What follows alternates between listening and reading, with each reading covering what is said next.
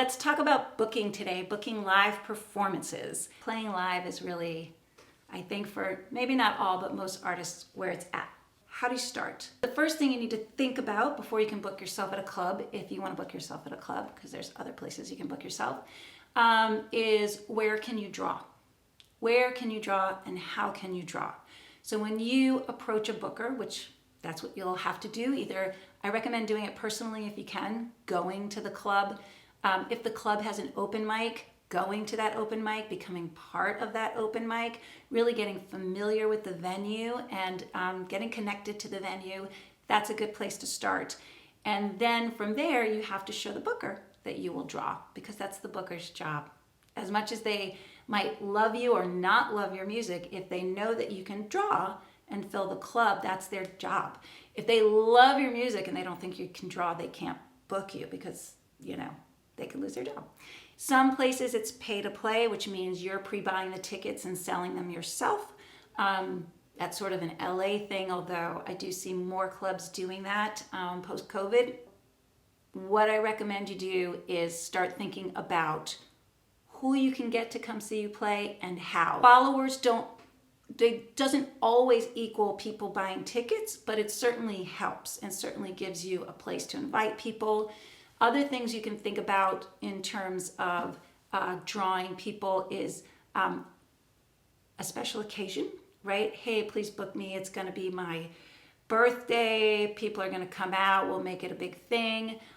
You can also say, hey, we're going to do something for this event or do something to raise money for this cause or something like that that will help draw people. You have to let the booker know how you're going to fill the club, and you have to follow through and fill the club. I would start locally, right? If you live in San Jose, it might be pretty hard for you to draw in San Diego if you don't know anybody there, right? It's also an expensive trip. Generally, you're going to start locally and start moving your way out. Always think about how do you support the venue as an artist, because it's a symbiotic relationship. Artist needs the venue, venue needs the artist. Somebody asked me, hey, when are you coming back to this area? I said, I'll play in your living room, but I'm not playing at that club again. And that person was like, bet. Got together with a few people. They had me play in their living room. And that was my first living room concert back in, do I tell you? I think it was like 1995, 4? I don't know. It was a long time ago. But it was a great night. There were about 60 people there. Everybody kind of crammed in. It was awesome. It was a better experience than playing at the club. Everybody was just really together. And it was an incredible way to perform for people. At first I was pretty scared because it was so quiet. But then I really got the opportunity to just connect with everyone. It was pretty awesome. And at the end of the night, I had $1,200, which for me at that time was an incredible amount of money, right? That was incredible. And I decided that's what I was going to do. And from that night, I said, hey, who wants to do this next time? I booked a few more, and then at each one, I booked a few more, and then at each one, I booked more. The other thing that was interesting for me was that clubs, if you're booking clubs, you can't play anywhere else in the area for a few weeks. That's usually in the contract, right? Because they want to make sure you draw there. Living room concerts, I could go somewhere for, the weekend and maybe play like 6 shows, Thursday night, Friday night, 2 shows Saturday, 2 shows Sunday, right? And that became my way of really making a living, making music on the road, along with some other stuff, some other stuff abroad. But in the United States, that became my main bread and butter. So living room concerts are a wonderful thing to do. At the time I was doing them, people are like, what are you doing? What is that? You're having music in your house? Huh? Now I think people are very used to it. I feel like it's everywhere.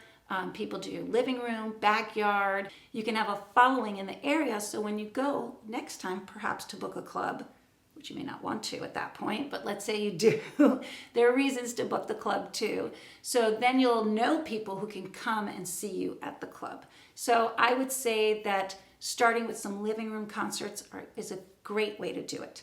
So hopefully this has answered a couple questions on how to start booking yourself at clubs or in private venues.